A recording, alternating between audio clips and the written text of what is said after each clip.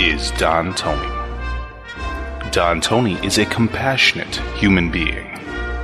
If I was employed with TNA right now, I would say, That's the way you dress your employees? No, well, you gotta look at it like this. Don Tony is a sportsman.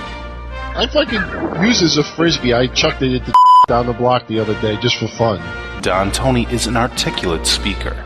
Blah, blah, blah, blah. Oh! Don Tony is a food connoisseur. When the McRib first came out, I had it. It was delicious. I ate like 5 of them, I remember, in like a 2-day span. The thing was that after a couple of weeks of the McRib, like the newness about it wore off. It wasn't as exciting anymore. And, I found myself, at McDonald's saying, give me a double quarter pounder with cheese. And I wasn't really into the McRib anymore. So this year, when you go to the voting booth, think of a real American. Think Don Tony for presidency. Blah, blah, blah, blah.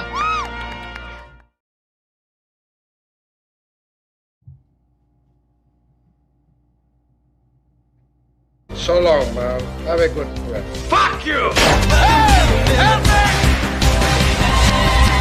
Taking maybe one step more. I'll let it off to my little friend.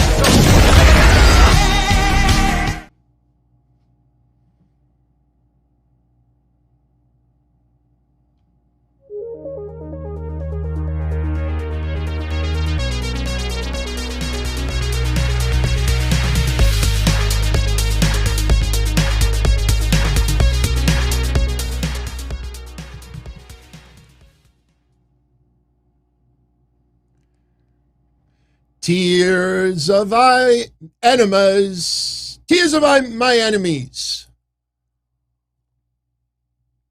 Drinking them every day. Tears of my enemies. Good evening, everyone.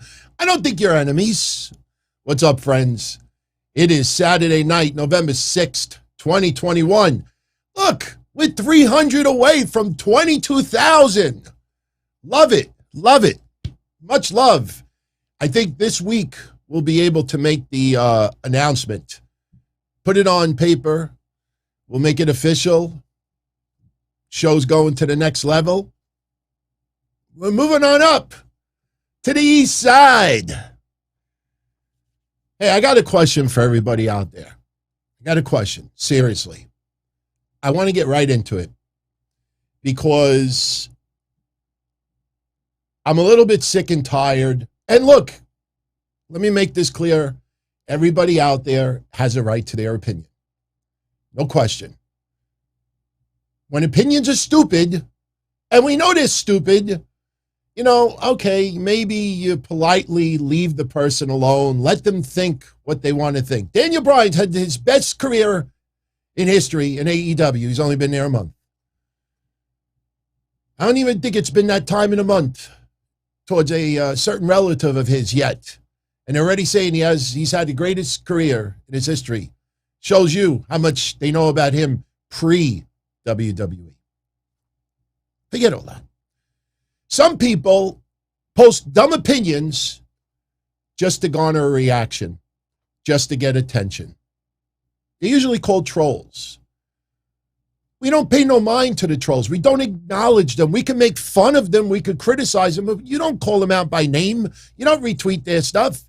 You just let them be.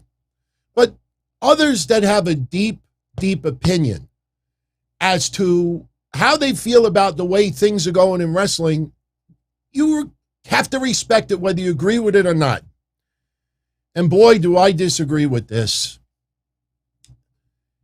There is an odd, weird fetish going on in the internet wrestling community to insist that Triple H is a victim. He's a clown. He's a chump. He's a dunce. All his power is taken away. Yet, we just had a conference call 2 days ago. $255 million in revenue, record profits, the stock up 60% in a year, making billions and billions of dollars. Not one investor asks, what's going on with Hunter, Paul? What's going on with Triple H? Everybody from Tom Stick in Wrestling to Jeremiah's steak, wrestling, and ribs is telling you that Triple H has got no more power. He's a dunce. He's just worthless in that company. In 2010, and I'm reading from Wiki. I know Wiki is not always accurate, but I know this is because it's on WWE Corporate as well. In 2010, Paul Levesque's role as an executive senior advisor was officially formalized as he was given office at WWE headquarters in Stamford, Connecticut, 11 years ago. 11 years. He was named executive vice president, talent, and live events in 2011. In 2013, the title was elevated, not downgraded, elevated, to executive vice president of talent, live events, and creative, where he worked with WWE creative direction and storylines and programming. That year, he earned a combined salary of over $1.5 million from his job in the office and as a wrestler. His title was elevated, not downgraded, elevated, to executive vice president, global talent strategy and development, drum roll please, last year. You know, the guy has no power. Last year. In this role, he oversees the company's talent development department and serves as a senior advisor to the CEO for talent strategy. He answers to Vince Dickon. He is also the executive producer and founder of NXT. Guys, gals, let me ask you an honest question. Let me ask you two honest questions. Chat room, help me with this one. Brandon Thurston, who I very much respect, doesn't seem to post the answer. Nobody in corporate WWE seems to be very specific about it.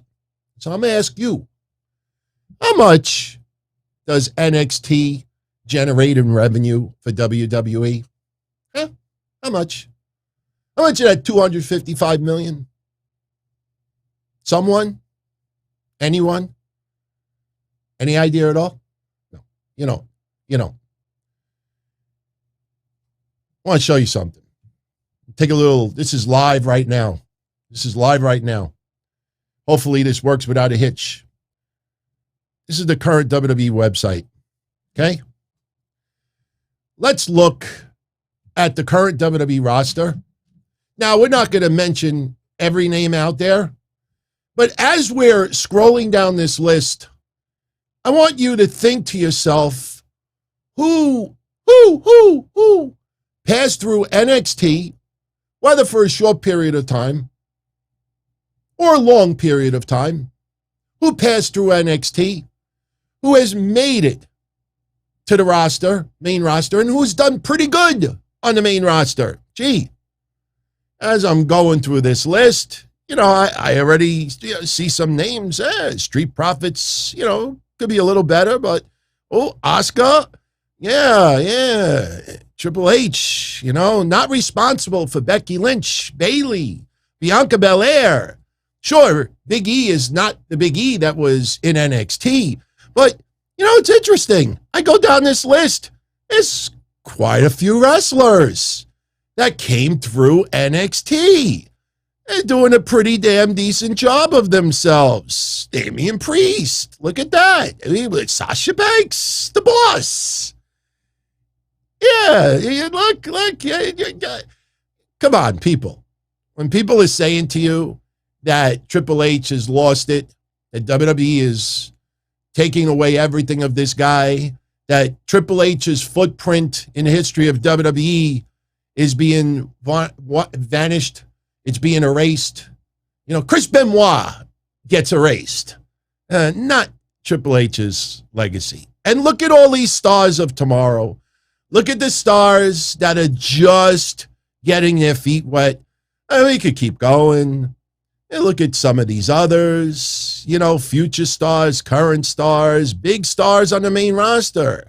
Look at this. You tell me that if Triple H's footprint is all over this, we might as well finish the list. Why not?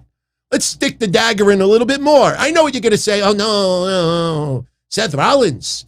He was Tyler Bate. Oh, no, not Tyler Bate. Oh, my God. I'm mixing up the two. Time to have a cup of coffee. Look at this. Shayna Baszler. Go down the list. I know Shinsuke has been a major star in Japan, but come on, seriously. Look at this. It just keeps going and going. I don't know about Zach Gibson yet, but soon. All right.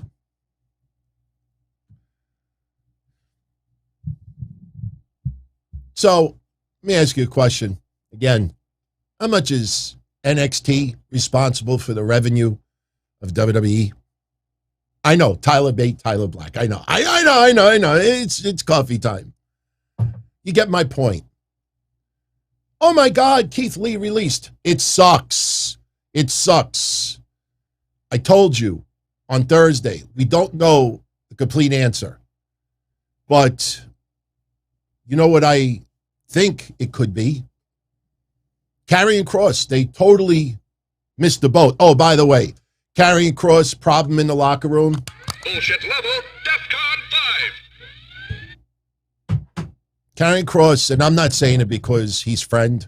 Karrion Kross is one of the most professional people out there. Guy tries to take chicken shit and turn it into chicken salad because it's a challenge. Now, since he's let go, now he could let it out. Basically, he had this big fart that he held inside. And we go to creative, we're going to do this. You know, you ever see that episode of Beavis and Butthead where they weren't allowed to laugh? And you had the teacher, butt kiss, whatever the names were. And then they went outside. Now, Karrion Kross could let the fart out. But let's be honest, everybody. Of the names that were released, nobody wants to be honest with you. With the economy the way it is, this is not 2018. And don't say, oh, it's not because Trump is in power anymore. No, the economy is much different. They are micromanaging. You think people would have figured it out when Nick Khan got rid of half their office staff? Half their office staff. Why? Because why are we spending this much money for this many people where we could spend this much money and do the same job? Yes, WWE hired way too many people. But what's happening now is, how many times over the years have I done this? Now, you've only seen me do this over 2 years because I'm on video now.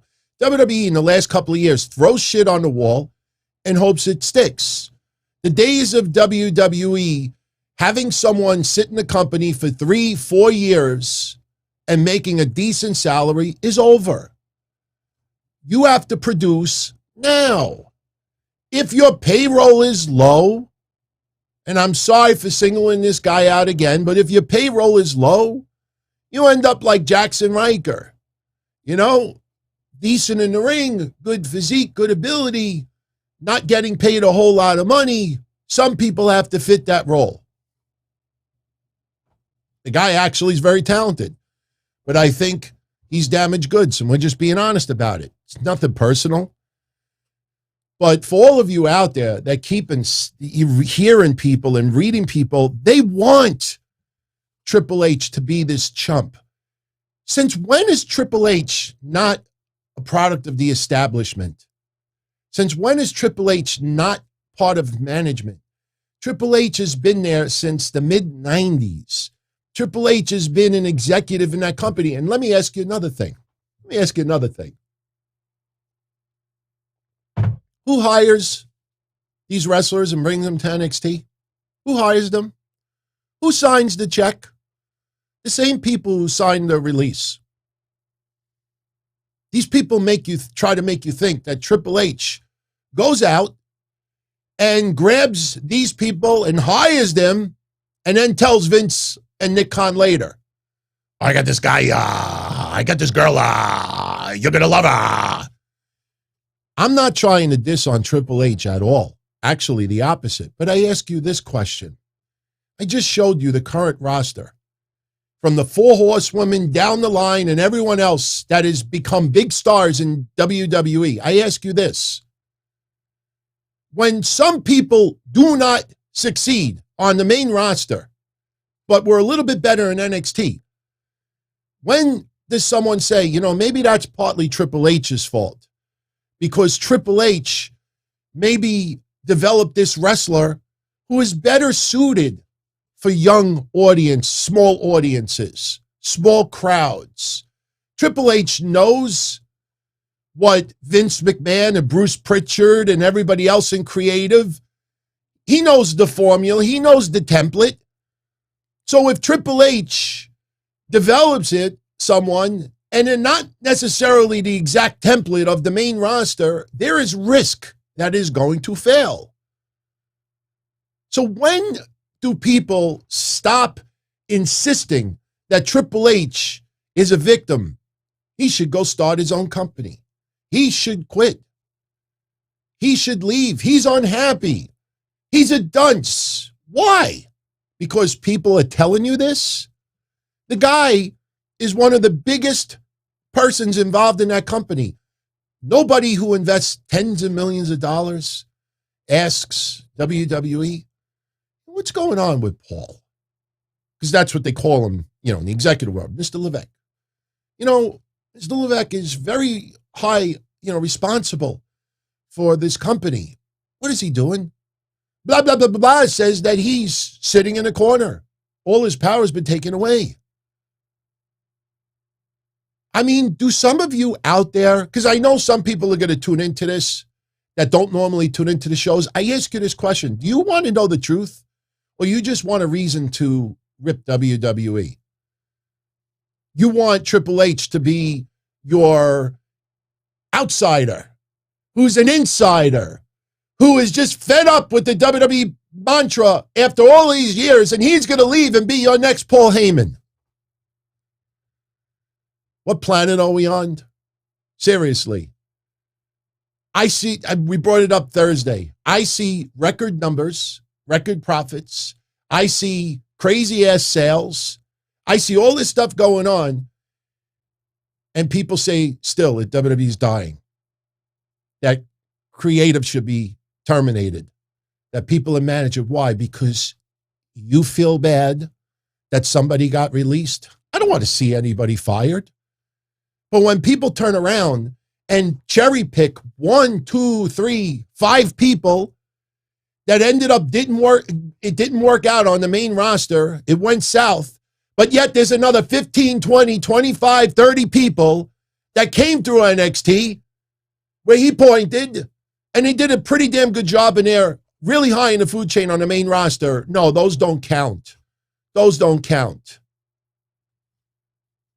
Please, man. Alex G., what I'm saying is not a shot towards JD or Jason Solomon. So everybody has a right to their opinion.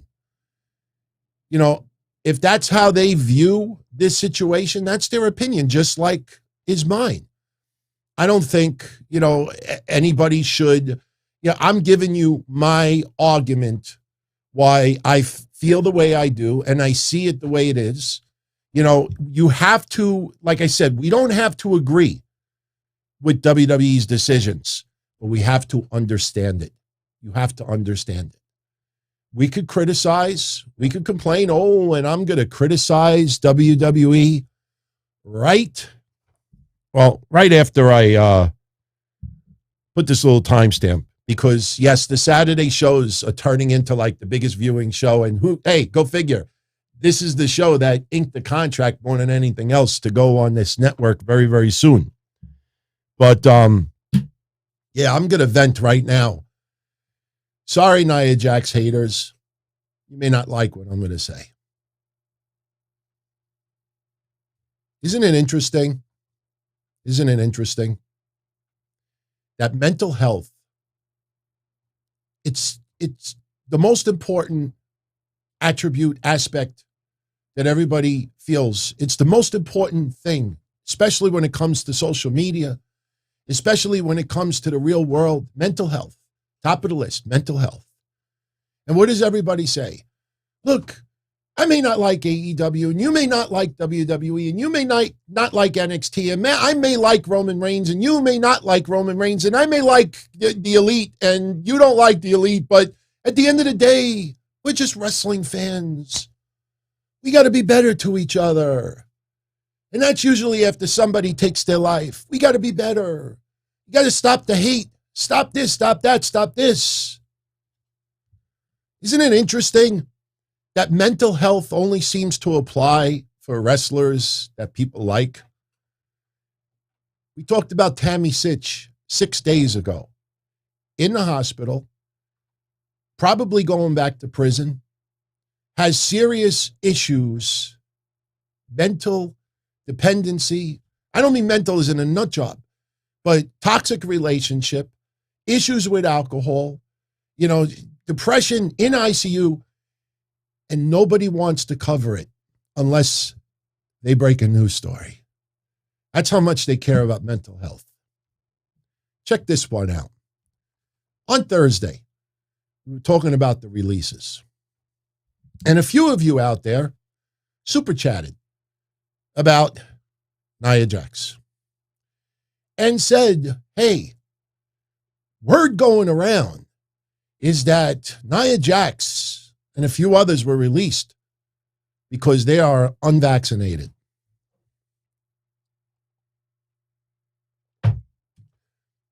I know at least 7 people who are on the roster right now who are not vaccinated. Not for me to put their names out there. It's none of my business. I respect anybody out there who chooses not to be vaccinated. But, be very careful. But what did I say on Thursday? As far as I know, and from those that I asked, just because I don't tweet that, I checked with my sources, I talked to someone in WWE, I jerked somebody off to get news. I don't have to say that. I don't run to Twitter every time I ask something, just like I don't run to Twitter every time I wish someone well or do a little favor for someone or try to make someone feel better. It's amazing that there's actually nut jobs out there that think that your goodness is based on how many times you tell everybody that you're good. Almost all of you out there do so many good deeds that is never made public. Never made public. Anyway, I said, as far as I understand, there's been no memo, no email, no text message, nothing where somebody was being let go because of their vaccination status. Vaccination status didn't even come up. So I said, unless you hear it from someone's mouth directly, I would take that with a grain of salt. Could vaccination be part of it? Absolutely. Especially with some of these proposed changes for January 4th. You don't know what I'm talking about, look it up. It has nothing to do with wrestling.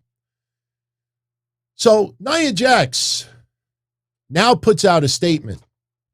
Now, for everybody out there that still said, oh, no, DT, you're wrong, DT. These websites, they're legit.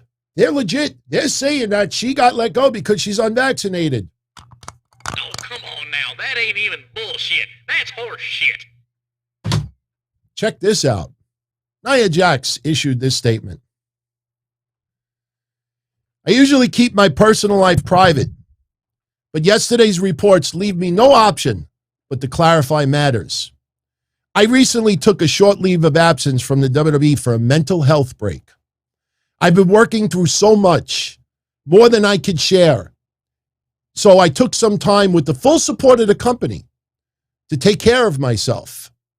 Now, before I go any further, remember, September 1st, we lost Daphne. Suicide. That night is a night that just really, really upsets me. Still upsets me. Always. And I know for a lot of you out there as well. WWE passed out a memo at that time reminding the whole roster that there is counseling available, that mental health is a priority, and that if anybody has any issues with mental health, they'll they'll take care of it. They'll be there for those wrestlers. So anyway,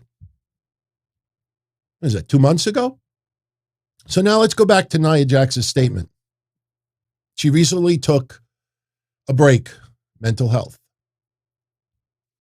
Earlier this week, after WWE sent my schedule to return to the ring for the November 15th show, I asked for an extension to my mental health break, feeling that I needed more time and hoping I would have the ongoing support of the company I've given my all for the past 7 years.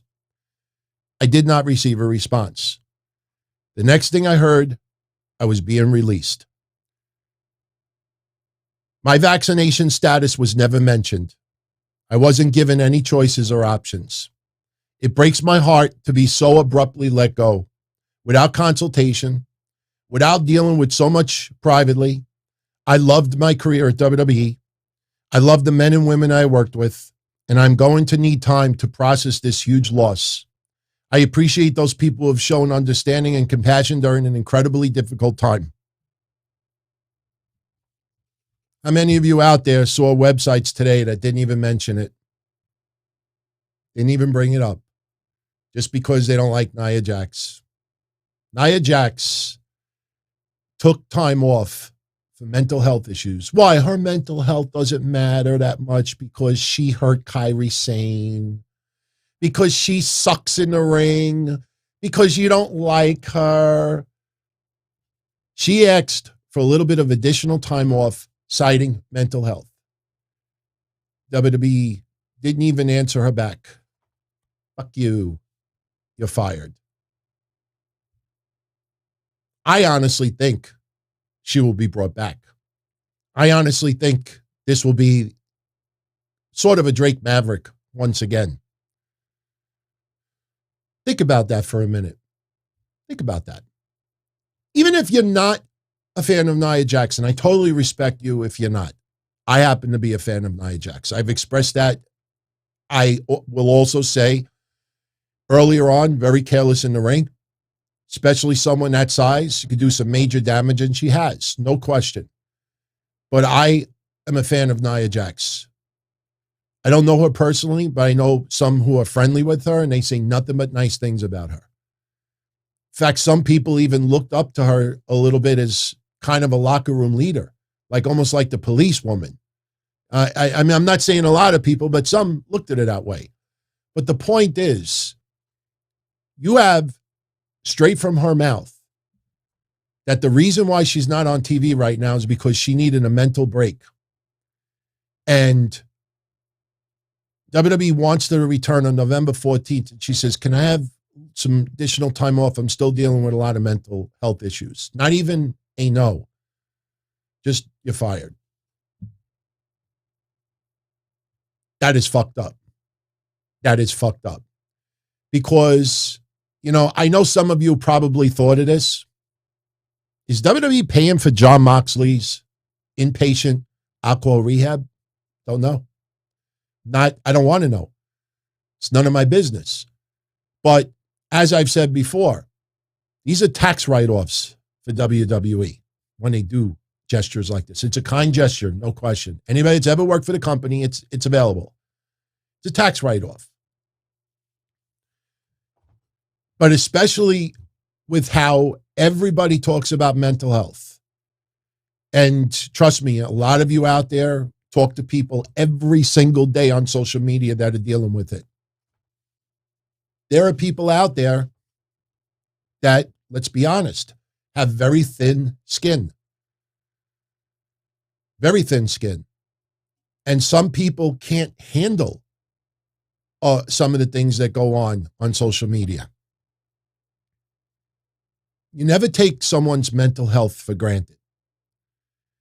That's why when it comes to me, anybody who has done me wrong, you know, I usually don't make much public because I always think to myself, you know, even if I got enjoyment with chasing someone offline for exposing a whole bunch of bullshit about someone, what if social media is like their biggest joy?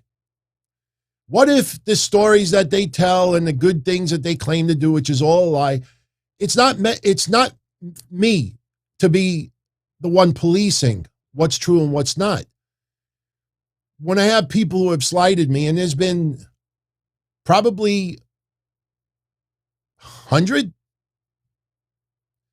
I choose, you know what, for me, and I said it earlier today, and I took it down because I didn't want it to look like it was rubbing salt in wounds, but to me, the ultimate this to your haters and your jealous folk out there is happiness and success. Circle yourself around people who make you happy. Circle yourself around people who get your mind off of negative shit. And anybody out there that is a fake or fraud for whatever reasons, even if you know that they are, you never know. Your remark could push somebody over the edge. And I'm not going to live with that on my conscience. Thank you, Garth, for the kind words. But when it comes to Nia Jax, you know, it reminds me of the Lana stuff. Lana was very disliked by a lot of people as well. And they did that WWE 24 special, and they showed her crying about some of the hate that's online. Why do people find it so hard to believe that in this day and age that we have raised a generation of people who can't handle even the slightest? You know, I it's not a joke, but I talked about it before. When I was a kid in kindergarten, you know, I pulled this girl's hair, I threw a rock at her and everything like that. And, you know, I don't know why I did it. I think I liked her, and probably she didn't like me. And I just, like, as a little kid, stupid, did what I did. You know, you pull someone's hair now, that's bullying. You make a joke about something, and yes, it is to an extent.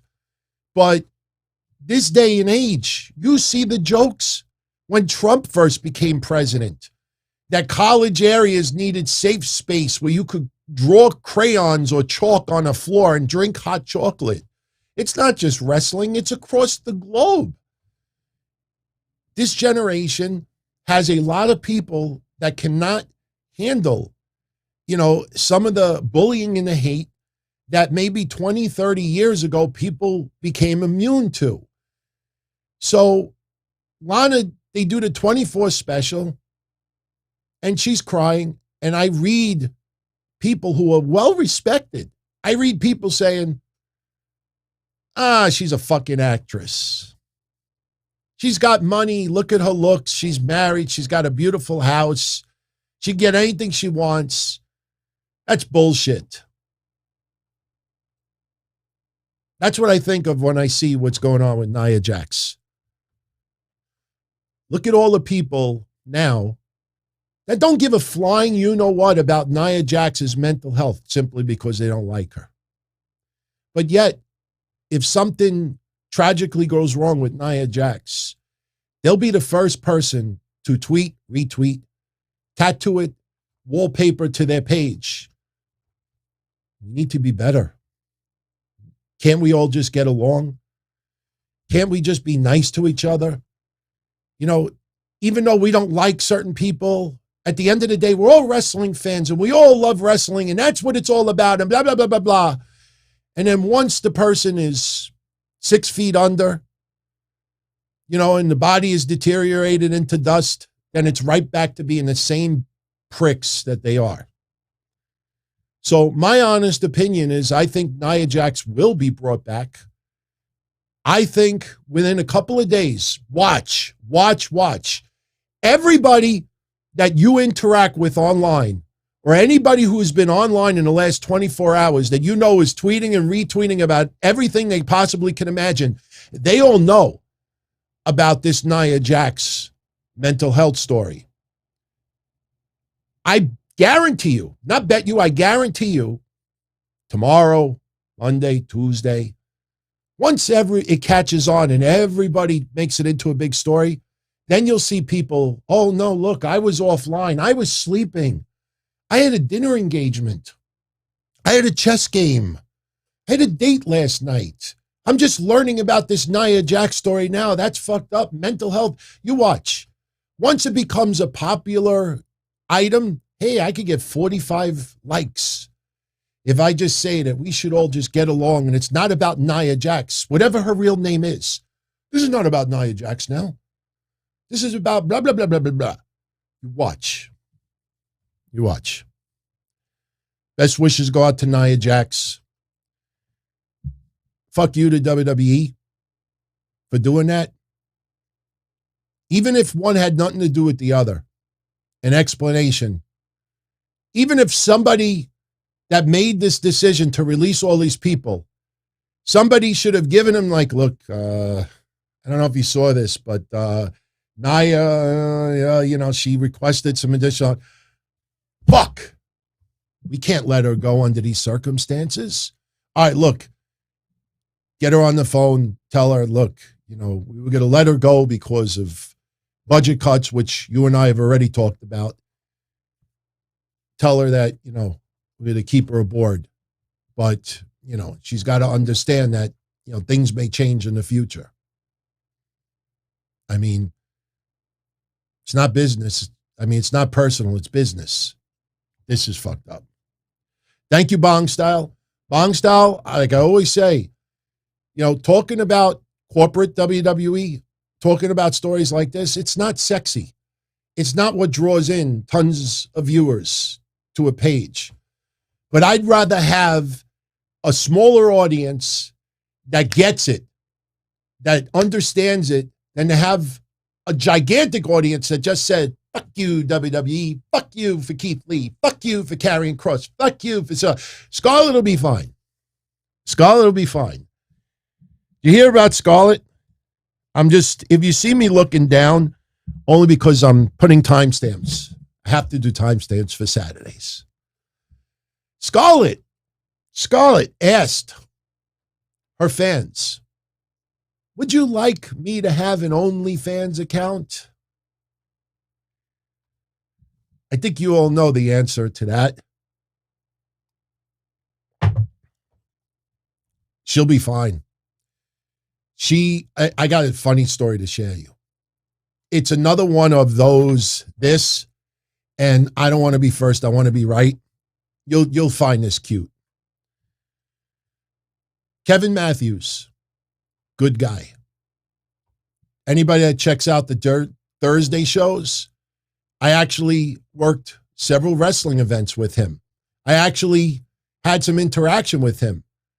He beat the fuck out of me on a VPW show, handcuffed me to a guardrail and bloodied me up. I'm going to show the video soon. Kevin Matthews has his own promotion now, and he's been doing an awesome job for the last couple of years. So check this out. Kevin Matthews, from my neck of the woods. Karrion Kross, Scarlett. Before, a couple of years ago, Kevin Matthews was helping him with bookings. Kevin Matthews was handling their stuff. Kevin Matthews is handling Scarlett's stuff right now. Just Tech the Great. Just Tech the Great. Welcome to the family, my friend. And we'll talk about King Kong Mosca in a second. So Kevin Matthews is helping Scarlett right now with bookings, business decisions. And believe it or not, he's already received emails from people asking for foot videos from Scarlett. Willing to pay big bucks for Scarlett to film a video of her feet and other stuff. So, some more perverted stuff, which we'll not talk about today, but you'll get a kick out of this. So, we always laugh about Shit Skeeta, that awful website that honestly, anybody out there could be a writer if they want to. Well, check this one out. Cultaholic. Oh, Cultaholic. Remember, everyone, since 1997, my motto is, I don't want to be first, I want to be right. Kevin Matthews posted a tweet. Mitch Wadden whatever it is. He is the editor-in-chief. He's the editor and tribal chief of Cultaholic. This is not no 15-year-old teen that is writing on the site and then runs to high school and says, look, everybody, I write for Cultaholic. And you should suck my Cultaholic. This is the editor-in-chief because he's got to break news to tell everybody. Karrion Kross and Scarlett's first post-WWE booking revealed. Oh, my God, that's big news. So he writes, Karrion Kross and Scarlett Bordeaux has seemingly not wasted any time in getting work booked following their respective WWE releases, with the duo announced for an indie event in December. Kross and Scarlett have been confirmed to be appearing at the Wrestle Pro Alaska event, I Heart Wrestling, at the Sullivan Arena in Anchorage, Alaska on Tuesday, December 7th, 2021. Guys, I want to show you the banner that Kevin Matthews put on the same tweet saying that he's handling their bookings. Everyone, brace yourselves. And I'm sorry if this sounds a little bit morbid, but they're digging up Road Warrior Animal, everybody. They're digging him up. Look at that. Tyson Kidd could return to the ring. December 7th, 2019. This guy looked at a banner, didn't even read the tweet, and he's like, oh my God, they're back. Run, run, run, run, run. Put it online. No, we gotta be first. We gotta be first. Cut the hole like this way. Everybody will cut and paste and cut the hole. Cut that. You dumb motherfucker. And then the best part is everybody is telling Cultaholic, which is run by a, keep my mouth closed, for 15 hours. They're telling them, your story is wrong. You didn't read the tweet. Editor and tribal chief. That is a banner from 2+ years ago. All Kevin Matthews said is he was trying to get them to work their show in 19, but plans changed and they couldn't make it. He's handling their bookings. They still left it up. Why? Because it's about hits. It's about hits. Why do you think some of these blue check marks that are the awful bottom of the barrel still get blue check marks? Because as far as Twitter, it's exposure, even if it's not good exposure. Warning, warning, bullshit alert. Unbelievable. Again, this is not no 14-year-old, hey, I just got my first pubic hair writer. This is the editor and tribal chief. Jerk off. Oh, by the way, shout out to Roger Rubio. Thank you very much, my friend. Yes, I was at the diner earlier today having my, hey, we signed a contract lunch, brunch. And yes, I did. I wasn't planning on drinking coffee. I'm having coffee right now, too. But I bought a coffee today.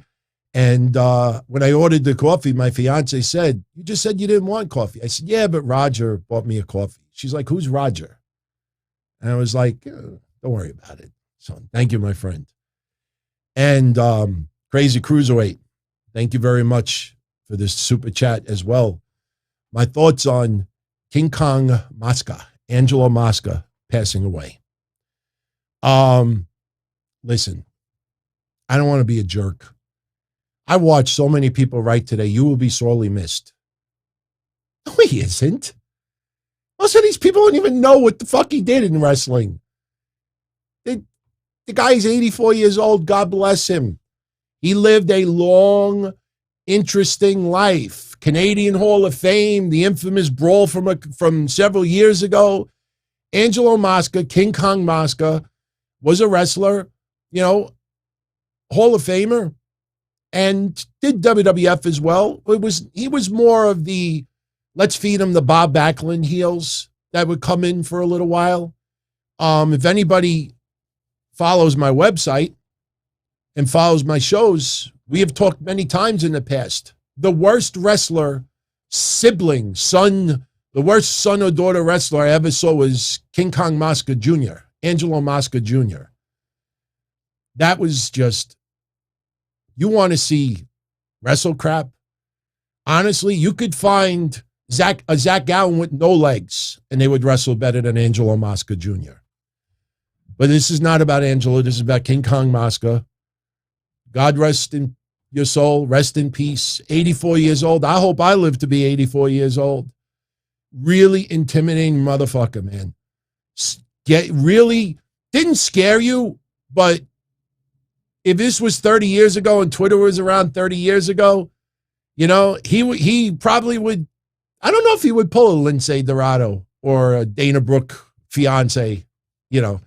By the way, for people that don't know why I said Lindsay Dorado is gangsta, just look around social media today.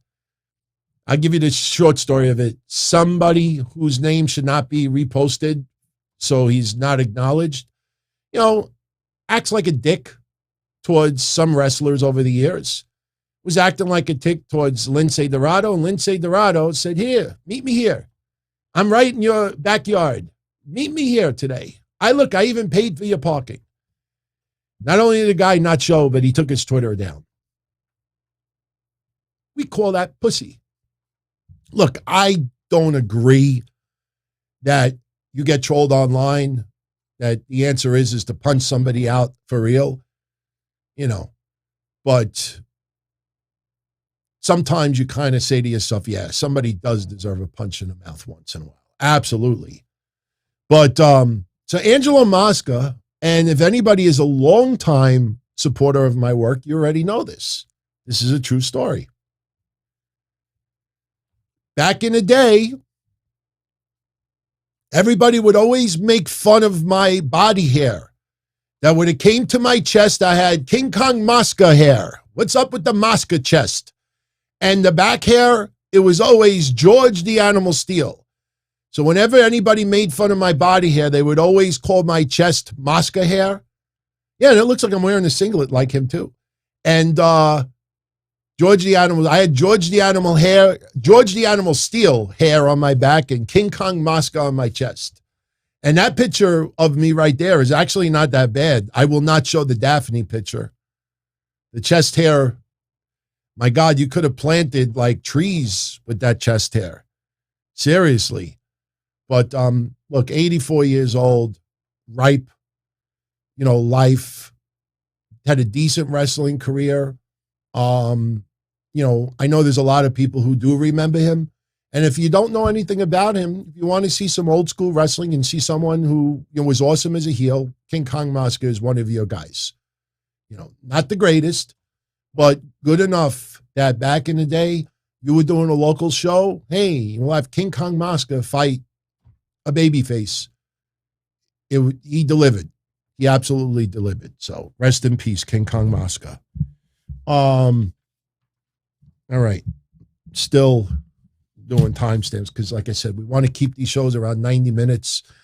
And we're rolling right through. James Edwards says, my hair is not as bad as Killian Dane's. Oh, I know. But I'm older now, you know? I mean, even at that time, I think I'm older than what... Well, then again, Killian Dane, I think, is getting up there a little bit. Look, we're not going to talk about this all that much right now because Monday... I'm going to be on with Mish, and I definitely want to get Mish's take on this, and we'll bounce it back and forth a little bit, but I still want to make you aware of it. In case you don't know, as expected, WWE announced the 5-on-5 Raw versus SmackDown teams for Survivor Series, the men and women's side. For people that are getting so angered that they announced it on social media, there is absolutely nothing wrong with it. Survivor Series is getting here very, very fast. They want TV from this point forward to be about the big time stars, the champions. Survivor Series is about champion versus champion. These 5-on-5s are never intended to be the focal point. Look, for you Lana haters out there, remember Lana? Wasn't too long ago with Survivor Series. So people are taking two matches that they really weren't going to really make a big deal about anyway and getting angered because WWE announced the teams on social media. You can't do qualifying matches with such short amount of time left. You can't. So anyway, I wanted to show them to you. That is the women's side. We have Sasha Banks, Shayna Baszler, Shotzi Blackheart, Natalya, and Aaliyah representing Team SmackDown. On the Raw side, we have Bianca Belair, Rhea Ripley, and obviously she needs to be in there because we don't have an opposing tag team champion to go up against Rhea and Nikki Ash. So obviously Rhea is on this team. Liv Morgan, right center of attention. Carmella and Queen Zelina. So that is your Raw side. Yeah, there's a couple of names we probably could have put on that list, and who knows? Maybe we get a swerve. Maybe we do an injury angle. Maybe somebody gets attacked and someone else ends up being on the team. So that is the announced 5-on-5 right now. So Mike is saying, why Aaliyah? Why not? Why not? It's not a look. People want to see Roman versus Big E, possibly Charlotte versus Becky. You know, RK Bro versus the Usos, Damian Priest versus Shinsuke, maybe Corbin.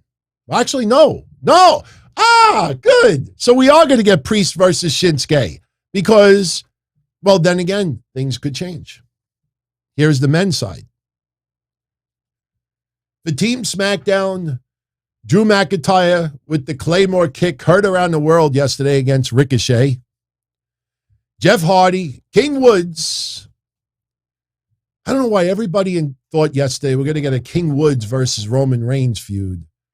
I mean, what happened yesterday on SmackDown is to plant the seeds for Big E to respond. It's about Big E versus Roman Reigns. I don't know why people seem to miss that yesterday. But anyway, good segments nonetheless. So we got Drew McIntyre, Jeff Hardy, King Woods, Sami Zayn, and Happy Corbin. And honestly, we don't need Riddick Moss in this picture. We don't need him in this picture because if you want to really be technical, how come Kofi is not behind King Woods? Yeah, I know it's the only other person, but he's not on the team. Photoshop him. If I had more time today, I would have photoshopped him off this poster. On Team Raw, we got Seth Rollins, Finn Balor, Kevin Owens, Rey Mysterio, and Dominic Mysterio. I mean, honestly, if you're forcing me to criticize this at all, where's Bobby Lashley? Seriously. I would have put Bobby Lashley on that team. Dominic doesn't need to be in Survivor Series. Nothing against Dominic, but he doesn't need to be there. Hell, I would have put Austin Theory on there. But we'll talk about it more on Monday. So how's everybody doing this weekend? Everybody's doing good? I hope so. 5-on-5s. Let's see. Okay. And we talked about Roman Reigns. All right. Rampage and SmackDown. I'm just going to give you quick match results. Couple of things get my attention. First of all, we had 2 dark matches. And by the way, that overnight rating from Rampage, I mean, it's right in the wheelhouse of, what you and I have been talking about for months.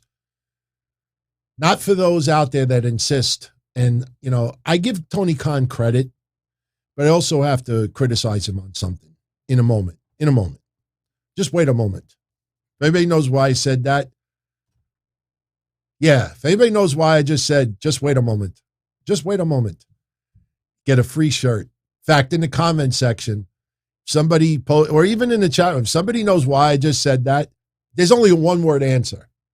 If you write it, you get a shirt. Because I do that to my fiance. People know what I'm talking about. Every time she says to me, honey, could you get me something to drink? Just wait a moment. Who's hating on me? I don't see anybody hating on me. All right, nobody's going to get it. I'll tell you because anybody out there ever watch those scammer calls where like people try to scam you like Amazon refunds and stuff like that? There is a YouTube channel called Kit Boga. Kitboga. Just look it up. Kitboga. It'll be your next favorite YouTube channel. And he scams the scammers. And he had a guy on there that was from India. I don't remember, Calcutta, whatever it is. And, the guy must have said like 65 times. He would pressure him like, should I do this? Just wait a moment. Just wait a moment. No. Just wait a moment. Just wait a moment. Just wait a moment. He turned it into a theme song. All right, SmackDown. We had 2 dark matches. Johnny Gargano over Kyle O'Reilly. Amari Miller over Dakota Kai. Shayna Baszler over Naomi. To open up SmackDown, Humberto Carrillo and Angel Garza. Get rid of the last names. Now they're just Humberto and Angel. Los Lotharios. Los Lotharios.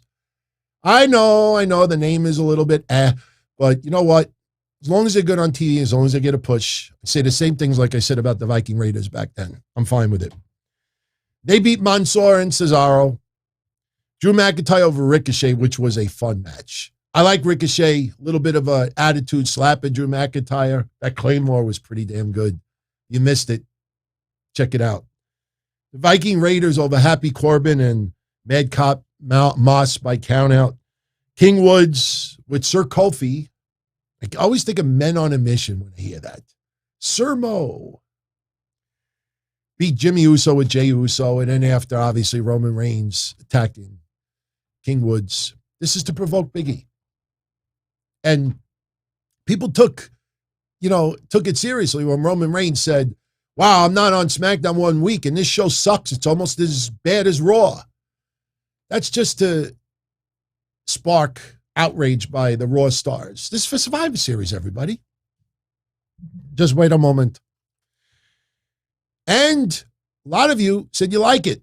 I'm now adding up the times of all the matches so you could get an idea how much wrestling in the ring takes place on these shows. Yesterday's 2-hour SmackDown, you had a total of 30 minutes and 44 seconds of wrestling. 2-hour show. AEW, in 1 hour, they did 23 minutes and 40 seconds. So if you double that, they would have done almost 47 minutes of wrestling. That would have been almost 50% more, actually more than 50% than SmackDown. So it's a good thing. It's a good thing. Now, as far as Rampage goes, I give Tony Khan credit because Full Gear was supposed to take place where Rampage took place yesterday. And the thing is, because of UFC and because they didn't want to go head-to-head with UFC, they moved Full Gear, and Rampage obviously was not going to, Full Gear was not going to be in St. Louis, and Rampage was in its place. So Tony Khan yesterday apologized to the fans before Rampage started, and I thought that was a nice gesture because a lot of fans in that area were looking forward to Full Gear being in that area. And yes, Michael Gonzalez, even though I don't really watch UFC, I see everybody talking about the card tonight. Solid. Absolutely solid. So I give Tony Khan credit there. Where I criticized him yesterday was, I don't have the exact tweet in front of me, but basically he posted a tweet and he was like, look, everybody, the wrestling business, it's got its highs and its lows. And, sometimes, things don't work out. And, but we truly feel that we're good people and we stand by our wrestlers. And, basically he's putting over his company for not firing a plethora of people like WWE has. Then right after that, he says, and make sure you tune into Rampage live tonight. And I don't know, to me, it was like, okay, you want people to watch Rampage because you're good people or you're better people. Again, corporate America, billion-dollar company versus billion-dollar private company.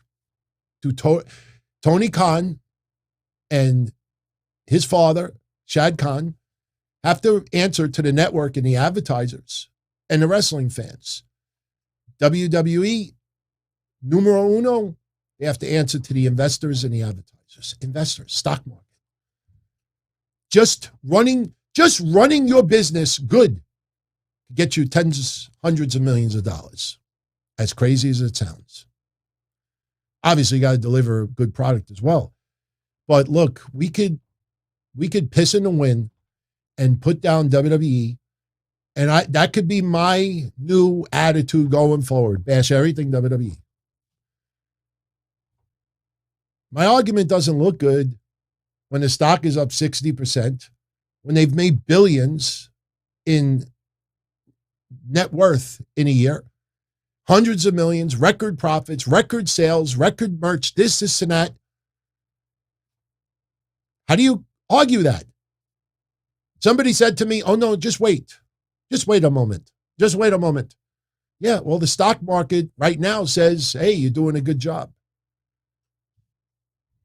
It's very hard to make that argument. Again, we don't have to agree with WWE. We have to understand WWE. So, Rampage yesterday had Bryan Danielson over Anthony Bowens, which was a fun match. Red Velvet over the Bunny to advance in the TBS tournament. And I do have the updated brackets. I'll show it to you in a second. Adam Cole with the Young Bucks in his corner over John Silver. And we had an epic face-to-face between Eddie Kingston and CM Punk. Look, we talked about it on Wednesday's show. We talked about it on Thursday's show. There was no doubt those two guys were going to sell us on their match for Full Gear, sell us a bridge, sell us the world. You got two top-notch guys on the mic. Eddie Kingston, very, very real, very streetwise. CM Punk, very intelligent, very professional. He will professionally make you cry with insults. You know, these two guys nailed it yesterday.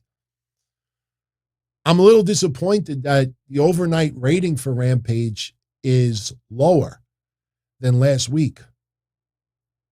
We don't know the final rating, but it's going to be 10% drop. That's a little surprising. It's a little surprising, especially that the show was live. I mean, if Tony Khan could learn anything on this, right now they'll take it as a one-off. But if Tony Khan learns anything about yesterday, is AEW fans that want to watch Rampage on Friday are going to watch Rampage on Friday, whether it's live or if it's taped. Yes, you, me, and everybody out there that likes watching AEW programming, we would probably prefer it live. We don't want to be spoiled. Now, to be honest with you, did you think Anthony Bowens was beating Bryan Danielson? Did you think John Silver was going to beat Adam Cole? When do we get the upset? Oh, Orange Cassidy beat Chris Jericho. I forgot. Where's the upsets? Where are the upsets? Did Fuego really win any big upset? Where's the upsets, Tony? How's about one of these elite wrestlers, and they don't have to be in the camp of the Young Bucks? When is one of these top new signees or signees over the last year or two? And don't say to me, well, Sammy Guevara beat the Redeemer. Miro was going to lose sooner or later. But, I mean, just really, like, big upset. Oh, my God, John Silver beat Adam Cole. Ah! Oh, my God, Anthony Bowens beat Bryan. Of course you're not going to do it right before a pay-per-view, before anybody says it in the comment. I guarantee you some people were just typing that, and now I just said that, and they're like, fuck. Now I got to hit the delete button. But we knew the outcome of these matches, but we still want to be surprised. We still want to be surprised. So, yes, we prefer to watch it live. But if there is a much bigger expense having it live than recorded, if I was Tony Khan, just stick to one format. Because doing it live yesterday, you know, it really did not deliver in the numbers. And you can't blame it on the World Series, unless there was a Game 8, because Game 7 would have happened, I think, the day before. You know, we didn't have any major political stuff. So, anyway, so those are your SmackDown and Rampage results. Yeah, we talked about Tony Khan as well. What else we got here? So CM Punk and Eddie Kingston at Full Gear is confirmed. And a match that you and I already talked about that we knew was going to end up happening too. We got Jurassic Express, Jungle Boy, Luchasaurus, and Christian. They're going to be taking on Adam Cole and the Young Bucks. It's going to be a Falls Count Anywhere match. That's so Michael Nakazawa and Brandon Cutler could get involved. We may see Marco Stunt get involved in a certain way. You see me looking down. I actually printed up 4 pages of notes for tonight's show because I wanted to be a little bit more organized than usual. So I apologize for that. Look, you say nobody wanted the Braves versus the Astros in the World Series. Yeah, Braves and Astro fans wanted them in the World Series. So, Rye Baker, thank you very much for the $5 super chat. Oh, yeah, look, Rye, I am not going anywhere. I want to make this clear. My shows are still here on YouTube. My shows are still going to be on DonTony.com. They're still going to be available on all your platforms, iHeart, everywhere else, Pandora? Yeah, Pandora. Podbean. Some of those networks I've never ever visited. Somebody a couple of weeks ago, I told Mitch, somebody's like, you got a big following on Podbean. I'm like, I've never been on Podbean. They're all going to be there, but they're all going to get their shows from the network that I signed with. So I am actually part of that network. You'll see the banner. I'll be getting big-time press releases from them, and they're doing a lot of behind-the-scenes stuff. All I got to do is just tighten up the ship, be a little bit better, a little more organized, be a little bit smarter, It's all good. It's all good. Yeah, look, I want everybody to know, when I started doing this in 97, in 2002 is when 2001, 2002 is when I started putting stuff online. But back in like 03, 04, all I did was Google. And any place that would post my shows, I just signed up. And I forgot about it. And meanwhile, for years and years, some of these places have their own file with their own advertising on it, and I got nothing. So that changes. It's going to be a little more professional going forward. So I'm not leaving, Larry. I'm not changing nothing. You might see a couple of less curses here and there. And you're going to get an extra show when we start doing the sit down. When we do live calls, we're going to do a show that's going to be nothing but calls. For all of you out there that want to call in about anything, we're going to have a show dedicated just for that. So stay tuned. Stay tuned. I think we'll have an announcement probably this week. Look, I'm under contract already. So, I'd like to start banking. A little bankroll. I got a wedding to pay for. It's all good, everybody. It's all good. All right. What else do we want to get into? Okay. I want, seriously, props to everyone out there who is posting feedback from Thursday's show. Probably one of the biggest responses of any of the shows ever. And yeah, I'm kind of like giving you the shortcut, but don't forget, you can participate Thursday. Hashtag boss, hashtag Scarlett on Thursday's show, not tonight, Thursday. We're going to be giving these 2 away next week, next Thursday. And, thank God I always close. I always close my water bottle, and some people have said to me, DT, it's a little annoying here, and you open up when I have the metal bottle. This just dropped. If this would have been open, if I would have taken people's advice, there would have been water everywhere right now. The book company sent me 4 copies. We gave away 2 already. I think we have another contest next week for 2 more. So next week we're going to have 2 more on top of it. So we're going to give away 6 copies altogether. I have not read it yet. Slipper House says, thank you, Pastor Tony. Much love, my friend. Thank you. Look, I love doing this for all of you. You're the reason why I'm doing this. Believe me, yes, we're making to finally make a couple of dollars out of it. But I'm only going to work harder. So, and like I said, I'm sorry if some of the conversation we have might be a little boring, might be a little extra detailed. It's just, I don't want to be one of the, and again, I have no problem with anyone out there that has a different style, different attitude, different viewpoints, but in my honest opinion, I think being honest, straightforward, real, about this, whether it's the mental health or WWE corporate and why people are released. You think I wanted Keith Lee released? A lot of people said to me, DT, out of everybody, who surprised you the most? And my answer was Keith Lee. My second answer was Nia Jax. Well, wait a minute. You didn't choose Karrion Kross? No, because social media has called him a clown. Even before the mask. They called him a clown when he was in NXT, when Adam Cole cut that promo. Instead of just saying like me, look, he's, as time goes by, he's going to put it all together with the promos. He'll get it, this and that, give him time. He came back from an injury. Does anybody realize how little time Karrion Kross was in NXT? I watched people in the last 2 days do podcasts on YouTube. And again, I respect a lot of people's views, even if they don't agree with mine.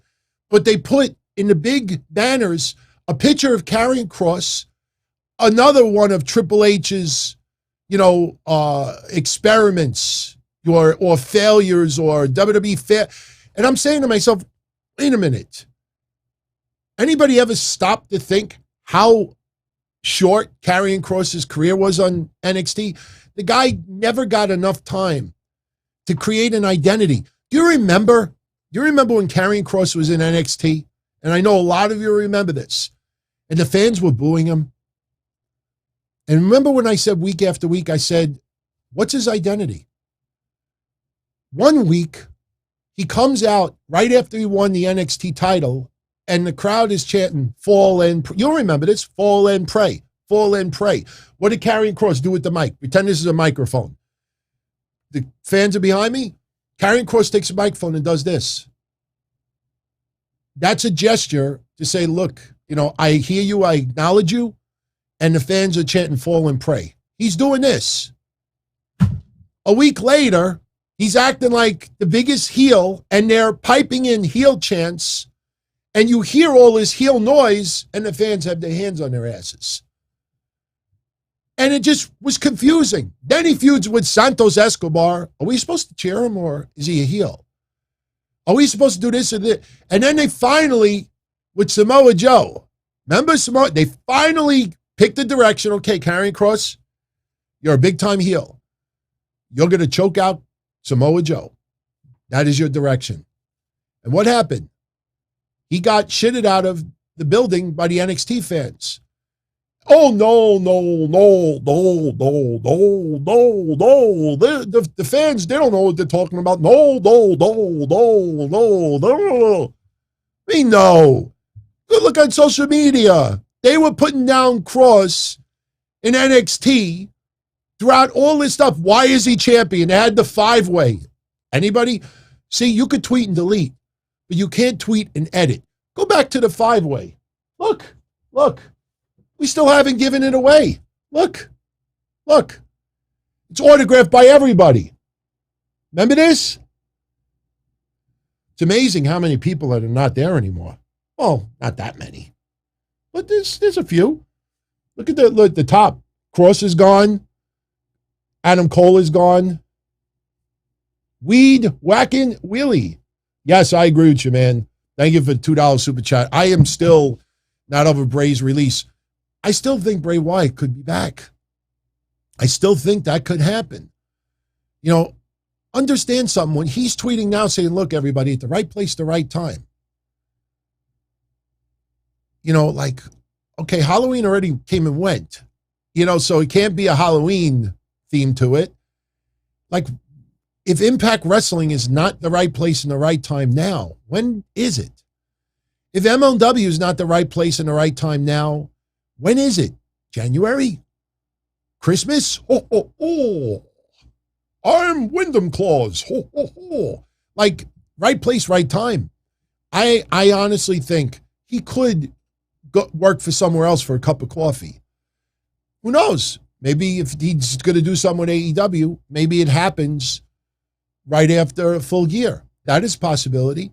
But, a month, 2 months go by and nothing is going on, and then you got to start thinking to yourself like, gee, where would he be a good fit? Psycho Bray is taking time off. Well-deserved time off. You look at all these, there's quite a few people. But you remember this pay-per-view?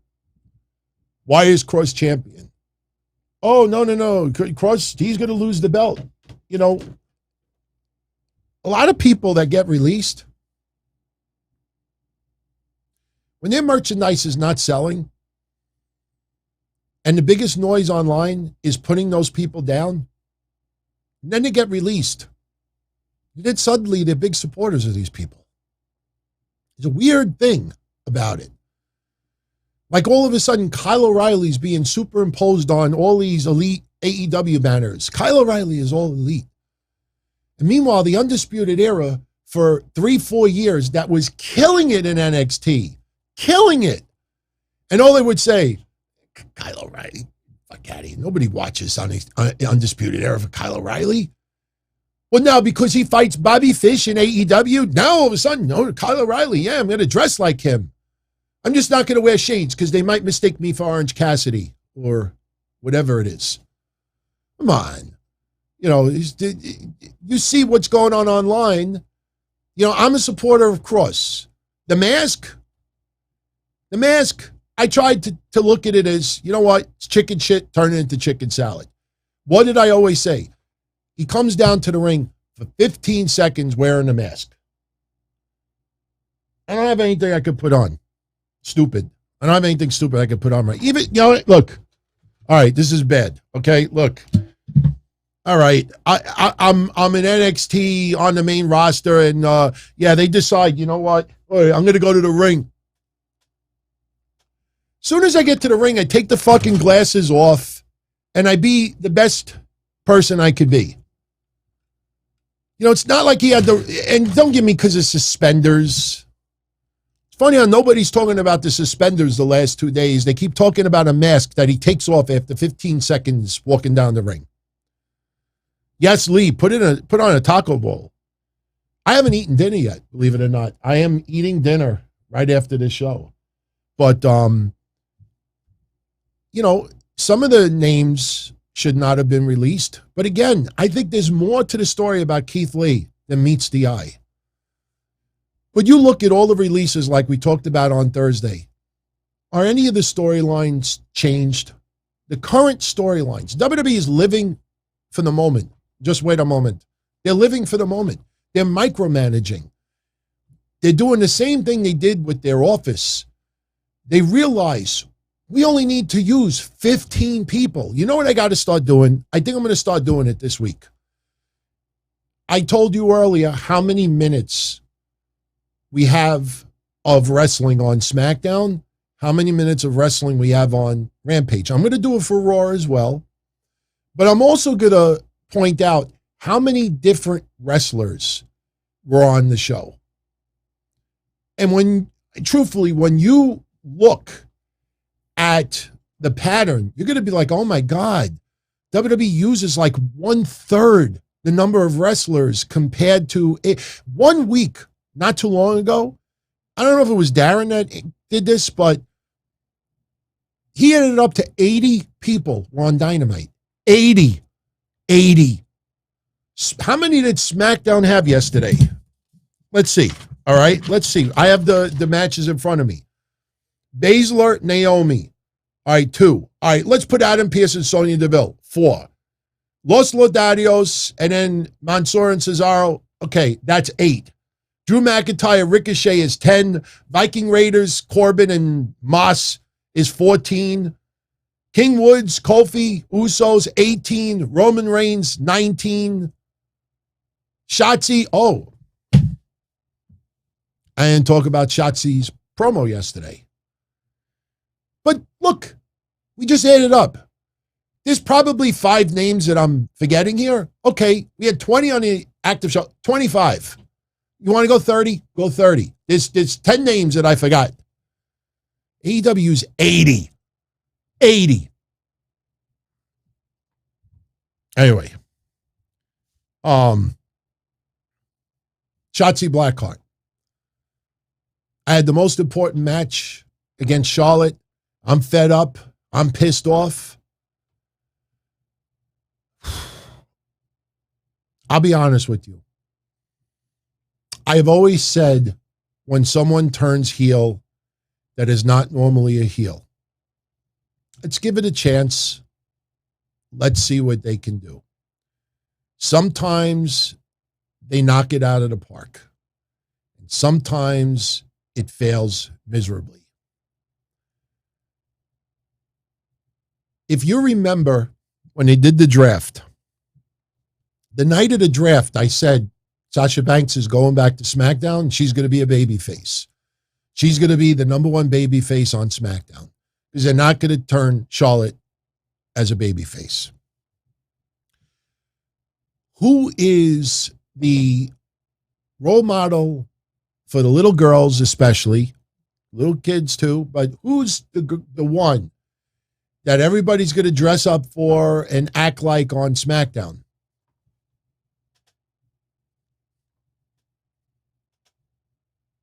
I don't know how to dance like Sasha Banks. I look like Ralph Cramden more than Sasha Banks. But Shotzi Blackheart, you would think, sell the fucking nerfs. See Adam Bomb? Sell them like that. Shotzi, whatever you want to call them, Shotzi bombs. Maybe they were afraid that, but still, Shotzi Blackheart could be that girl, that woman, that could sell a lot of gimmicky stuff. But, yeah, you could sell miniature tanks. Sure, absolutely, Wombology. But what I think is going to happen with Shotzi, because her promo yesterday, it was good, but you could feel the force, the WWE universe turned on me. However she said it, it's like, forced. No, I don't want to eat it. WWE. It felt forced. I think what's going to happen is they're going to have to tweak her character a little bit, where she's more angered about opportunity and less about WWE Universe. I don't want to compare it to Braun Strowman. But remember that night with Roman Reigns? I probably can't do the impersonation anymore, but remember that night? He was feuding with Roman Reigns, and they did the thing with the ambulance, I think, or the truck in the back, whatever they were doing. And something interesting happened. Fans were getting behind Braun Strowman. A hell of a lot more they were getting behind Roman Reigns. And you felt this organic push towards Braun Strowman. The fans were getting into it. They fucking loved when he was fucking with Roman Reigns. Then he went on Raw one time and he cut this promo, this forced promo. Just like all of you, I hate Roman Reigns. And if you followed the storyline up until that day, it was like, well, that was kind of odd and stupid. Like it was forced. And WWE at that point forward insisted on forcing the fans to go against this guy instead of let it organically, because they were hell-bent on having Roman Reigns beat a babyface out of this. I can't do I'm not finished with you because he's angered. I'm not, he's more angered. He just said, I'm not finished with you. He doesn't talk like that. But Shotzi, look, Shotzi Blackheart, everybody needs to understand this. And I'm defending Shotzi Blackheart here. Shotzi Blackheart is designed to be a babyface, to be liked by fans out there. Some others, that's for the audio only friends out there. But Shotzi Blackheart is designed to be well liked. And this just goes totally against the grain. Unless Aaliyah is going to be put in that role, or someone else, not necessarily Leah, but I don't see this lasting. But since Shotzi Blackheart is, you got to understand, you can't just, maybe CM Punk could do it. You can't just turn it on and turn it off. Shotzi Blackheart has been a babyface for a while. For a while. It's not just the way you talk. It's the way you act. It's the way you wrestle. It's your mannerisms. She now has to change all of that. And, you know, this is the big time. And it's live. And yes, maybe a backstage segment is pre-recorded, but when you're in the ring, there's only one take. Can I do that again?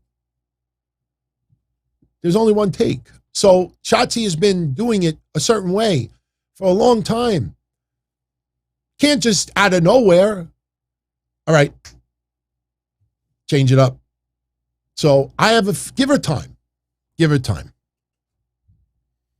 I don't want to call it a complete failure yet. I don't think it is. But I don't understand why Sasha can't be a huge babyface or the number one babyface, and why Shotzi can't be a big babyface too. I don't get that. It's a little surprising to me. Darren Gordon-Hill, yesterday. Undisputed Era was a fantastic WWE production. Adam Cole and 3 boring as fuck guys, none of which are over, but now what a faction. Oh, he means yesterday everybody said what a fantastic production. I think that's what he said. I always, on this show, always talked about how great the Undisputed Era was. You know, what gets me is this, Darren. Thank you for the super chat, by the way. What gets me is this.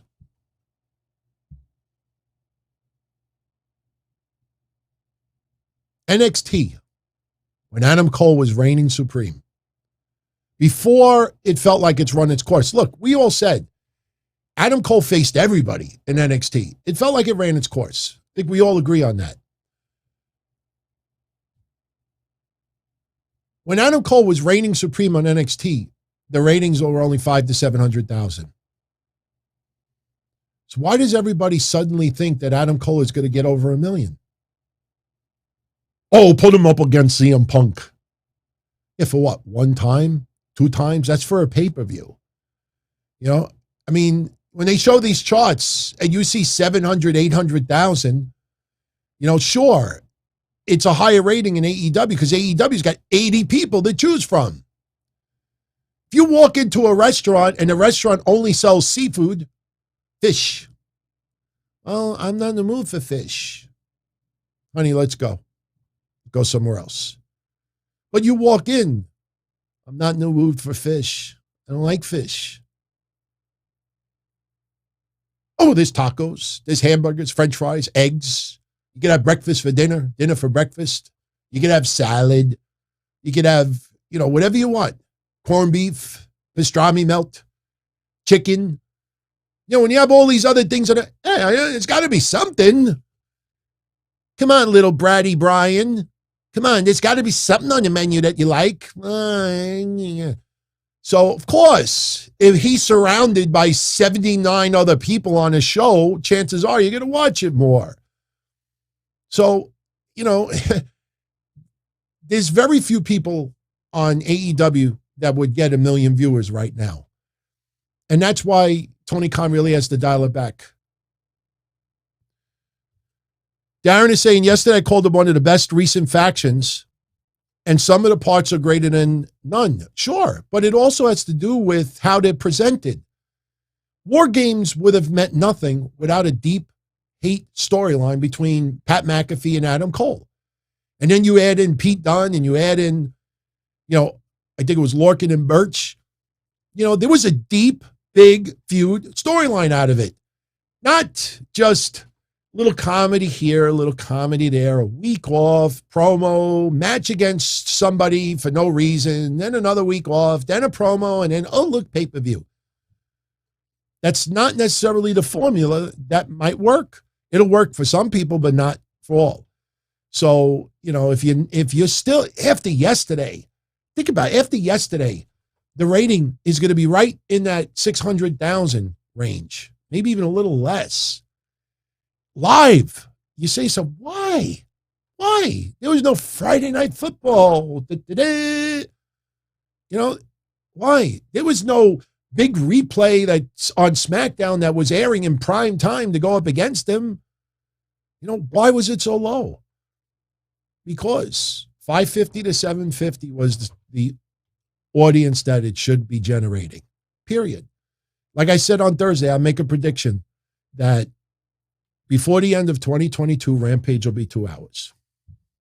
Rampage will be 2 hours.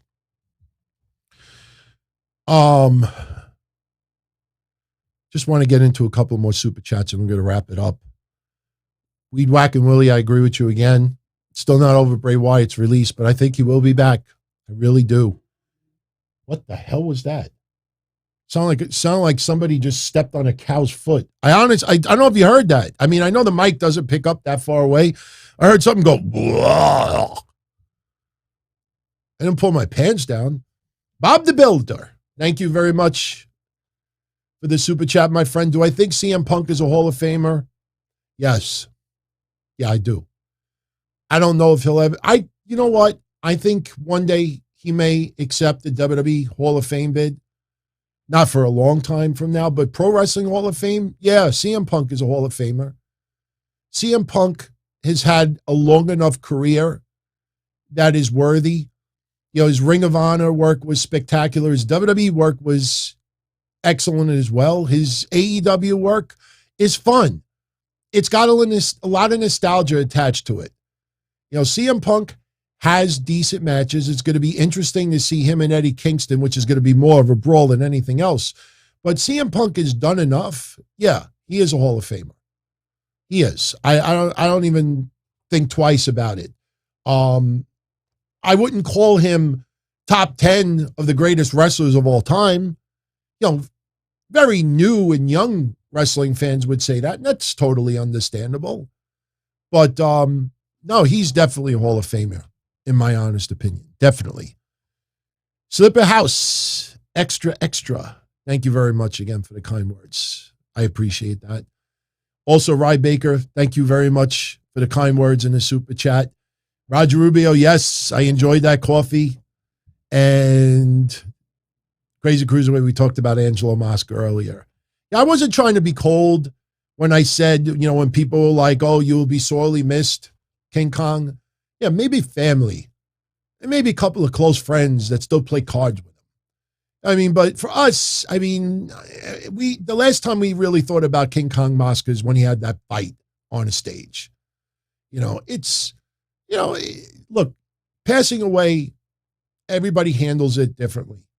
You know, nobody wants to see anybody pass away, even if it's somebody that we have not seen. Look, the guy from Bosom Buddies died about a week or two ago. What was his name again? I'm drawing a blank right now. Someone in the chat room will bail me out. He died. I haven't watched any of his stuff really in a long time. But you still, you know, because you realize that everybody at some point, we all are going to go. And we don't know when our time is going to come. And Peter Scolari, thank you, KD. You know, who knows? A year from now, I might be dead. Seriously. A year from now, some of you may be dead. Not intentional, not accidental. It might just be our time to go. You just never know. But still, when you hear about somebody passing, it's, you know, especially when it's somebody that we enjoyed in a wrestling ring, in a movie, in a TV show, you know, it's like another part of our childhood is gone, you know. And I think about some of the wrestlers, you know, like Terry Funk. I think about him. I think about Morocco. I think about Foley. I think about Vince. I'm just sticking with wrestling right now. I think about some of those wrestlers that, you know, when it's their time to go, which hopefully is not for a long time, but when it's their time to go, no matter what, it's going to be tremendously sad because, you know, that person is no longer on this earth. And you realize that you could see like this banner, and we'll put this schmuck up there one more time just for the hell of it. You see this banner, you know, I give Kevin props, because even with the picture of Bret Hart, it's a more recent version of Bret Hart. Road Warrior Animal, you put makeup on, Road Warrior Animal looked awesome up until it was time to go. But these pictures depict wrestlers in the current day and age. You look at a lot of banners, they'll post a picture of a wrestler from 20 years ago. So you always remember somebody at a certain era in their life. Somebody passes, you might think of them over the last 10 years, or you might see a picture of them from 20, 25 years ago, and that seems more suitable. We just don't want to see anybody go. But at some point, we all go.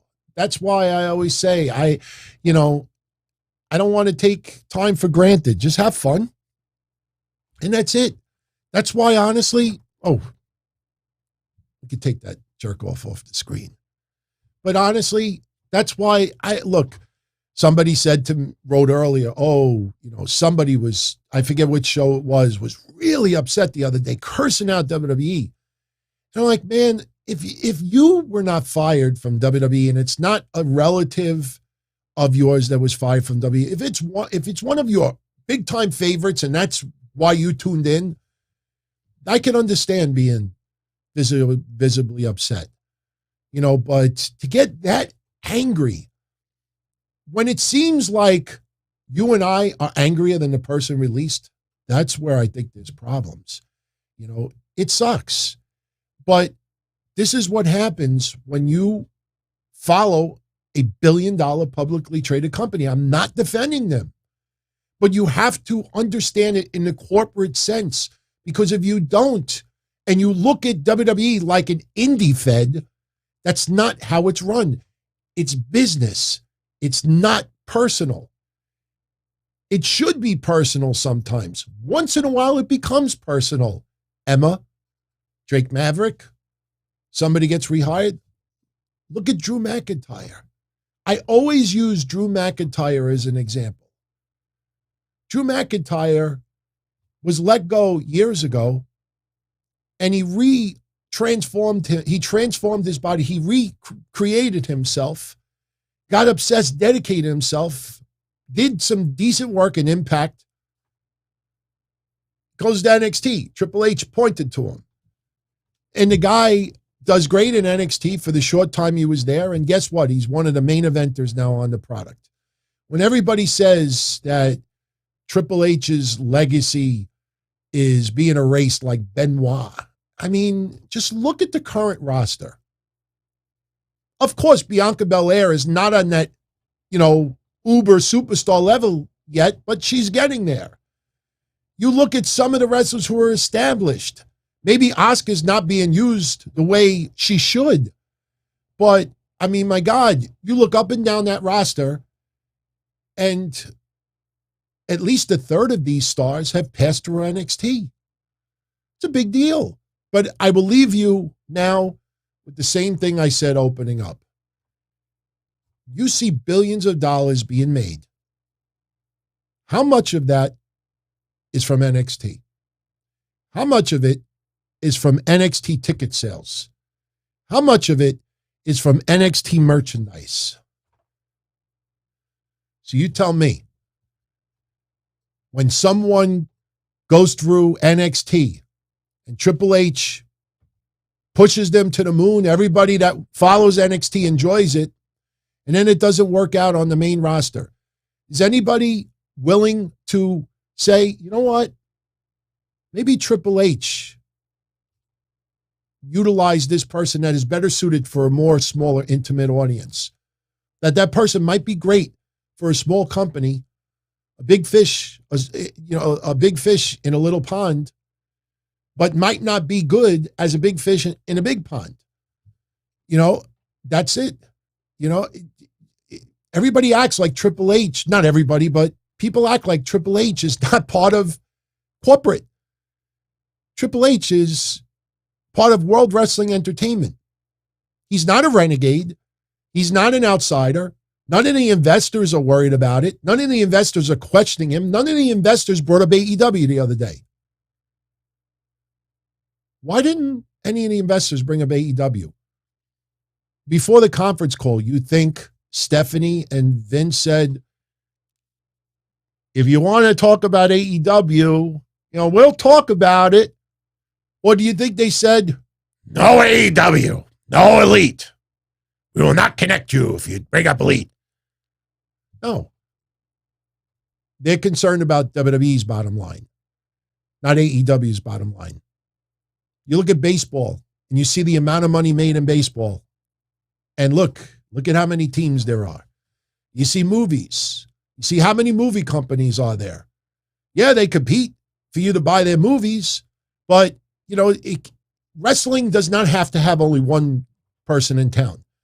And for some reason, people try to act like because AEW is doing good, that it's going to hurt WWE. That's not what the Monday Night Wars were about. Management, the wrestlers, yes. But for wrestling, we walked around bragging how big wrestling had become. Didn't matter if you were ECW, WCW, WWF, somewhere in the middle. We all bragged. Look, I still haven't put them away. You got Goldberg shows up on the cover. Steve Austin shows up on the cover. The Undertaker shows up on the cover. Oh my God, this is WCW and WWE all in the same week. How could that be? We just fucking love that. Wow, pro wrestling is cool. Pro wrestling is the shit. There's too many people now that because AEW is doing good, that means WWE is doing bad. Or WWE has to do bad. No, how's about if AEW is doing good and WWE is doing good, then wrestling becomes bigger and bigger and bigger. So, it's people, I don't know. I like I said, I think there's a lot of people that never had the opportunity to experience the Monday Night Wars that want it and want it bad. And think that, like Triple H is going to be the big defector to go to like WCW. Like he's going to walk out on WWE and he's going to join the competition, or he's going to be the CM Punk of, management. Stop insisting that Triple H is not part of management. That's not an outsider. You see wrestling websites questioning that, but you don't see the investors question that. And again, it might be boring and it might not be sexy, but you ask yourself, who is more important that should be more concerned? Somebody with a podcast or somebody with 10, 20, $30 million invested in WWE? Podcasts, they'll tell you Triple H is a clown. He's a dunce. He's an outsider. He's unhappy. He wants to walk out. He should leave and go to AEW. And then you got the 20, 30, 40, $50 million investor that doesn't even question it. But I heard. That's where you know that people are they're taking their personal views and frustration and trying to turn it into news or fact. You say it enough, people believe it. You say it enough, people will believe it. When I see investors questioning it and I see answers from WWE that makes me think otherwise, that's when I'll start asking the questions. Well, I don't care who it is. If somebody that is a wrestling fan says it, but an investor doesn't, and no investors don't, something tells me that I trust the corporate side of it. We don't have to agree with it, but we understand it. So, anyway, yeah, everybody's still talking about passing away. Sure, we're going to be sad when Undertaker is no longer here. It's just another part of our childhood that's gone.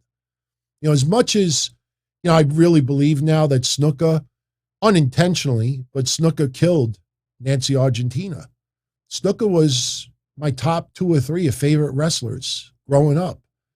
You know how sad? Look, I paid for Mexico's Most Wanted to wrestle Sabu and Jimmy Snuka in USA Pro Wrestling. It was a fantasy match that everybody wanted.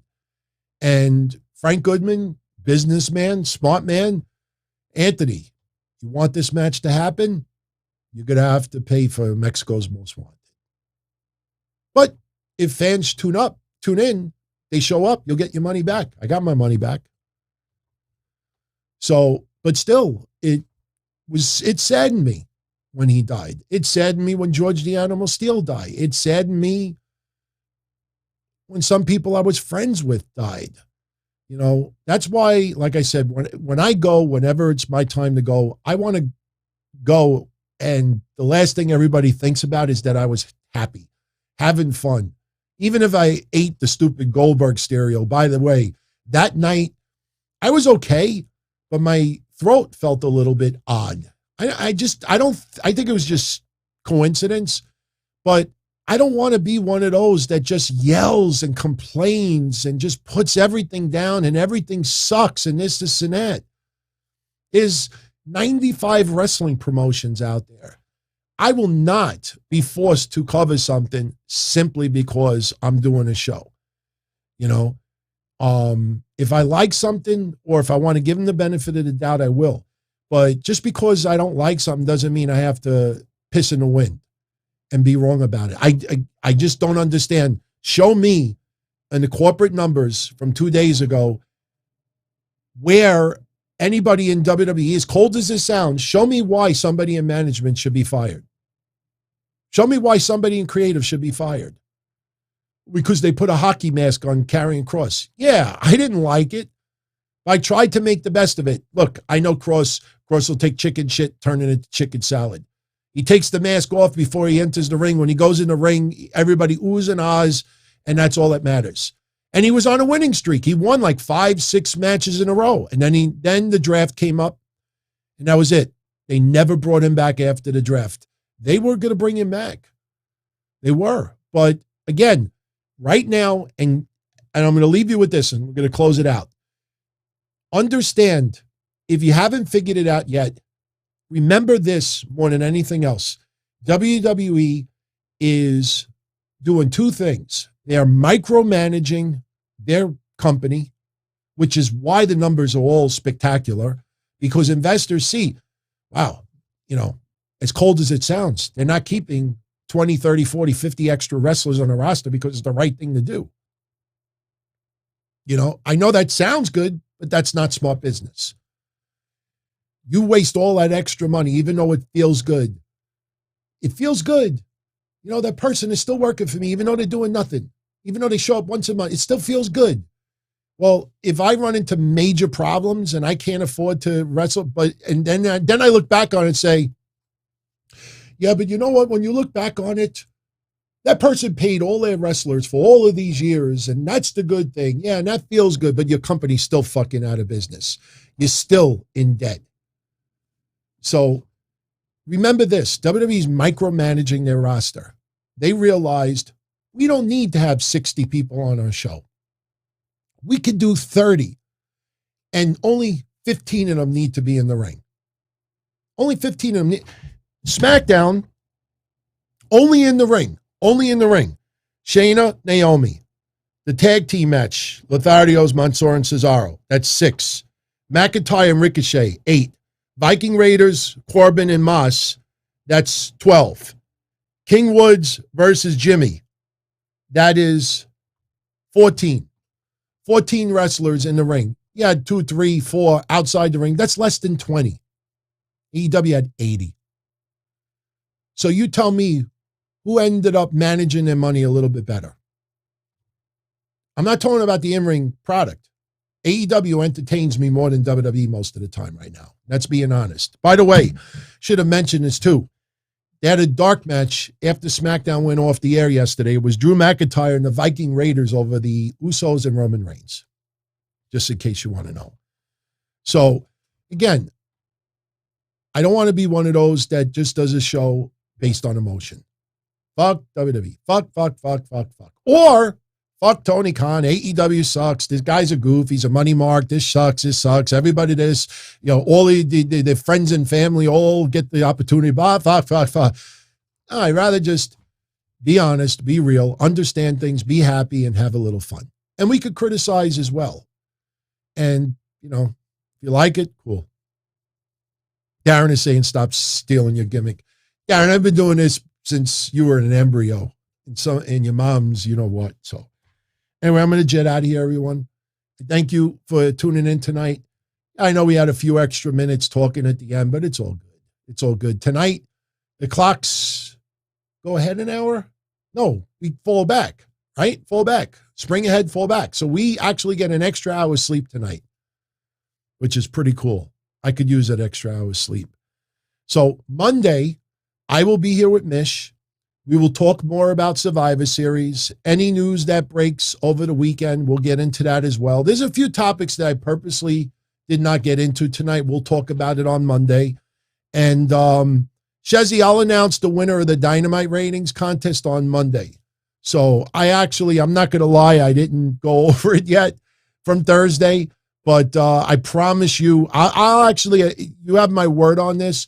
Tomorrow in the community section, I'll announce the winner, and then I'll make it official on Monday's show as well. So I will definitely do that tonight for sure. In fact, I even think there's a Patreon contest that I have to announce a winner for. We'll do that on Tuesday for the Patreon show, but we got that as well. But I hope everybody enjoys the rest of your weekend. If you're going to watch UFC tonight, enjoy it. I mean, again, I'm not a viewer of UFC, but you know, I'm not denying that card is pretty solid. And again, Lindsay Dorado, freaking gangster. I don't condone showing up, you know, to physically. Hell, Bully Ray back in the day was going to pay for me to go to Florida to confront him in the ring. And I was like, I'm not doing that. I ain't fucking stupid, you know, but it was a learning lesson because I realized, yeah, you know what? I kind of deserved it. And that kind of changed me as well. Yeah, he scared me a little bit. I'm not going to lie. But he was right. He was right. You know, it was, you know, not my greatest moments, but, you know, memory nonetheless.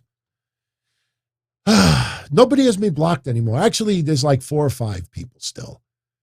3 of them, I'm still confused why I'm blocked in the first place. Maybe guilty by circumstance or association, guilty by association. But anyway, everyone have a great weekend. And if you don't mind on the way out, if you enjoyed tonight's show, you know, hit that like button.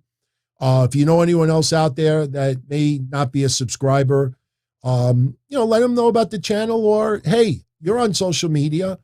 You know, I promise you, no one is going to kick your ass or curse you out if you go on Twitter or Facebook and say, hey, everybody, I don't know if you're a fan or if you've ever checked out this channel, but check out DT. You know, he tells it straight up. It might be a little uneventful sometimes, but, you know, he spits facts and backs it up with facts and, you know, whatever.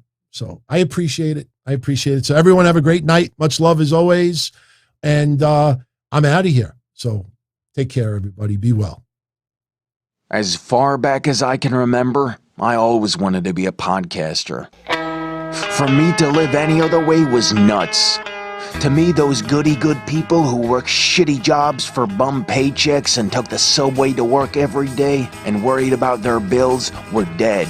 I mean, they were suckers.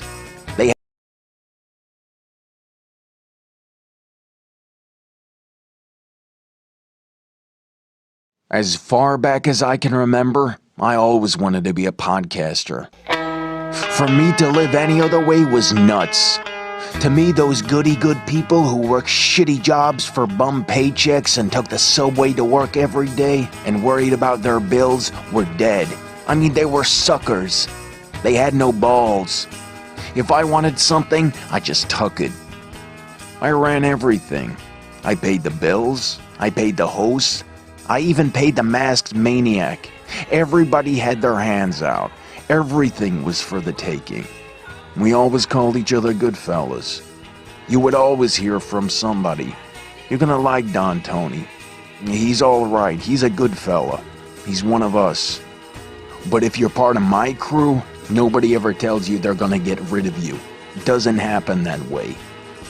There weren't any arguments or curses like in the movies. See, your haters come with smiles. They come as your friends, the people who've claimed they care the most for your life. And now that's all over. And that's the best part. Today everything is different. There's lots of action. I don't have to wait around for everything like everyone else. Oh, I didn't get the vaccine? Fuck you, vaccine me. Oh, your delivery guy has COVID? Fuck you, feed me. Right after I moved here, I ordered egg noodles and ketchup, and I got spaghetti with meat sauce. I'm no longer an average nobody, while they get to live the rest of their lives like a bunch of schnooks.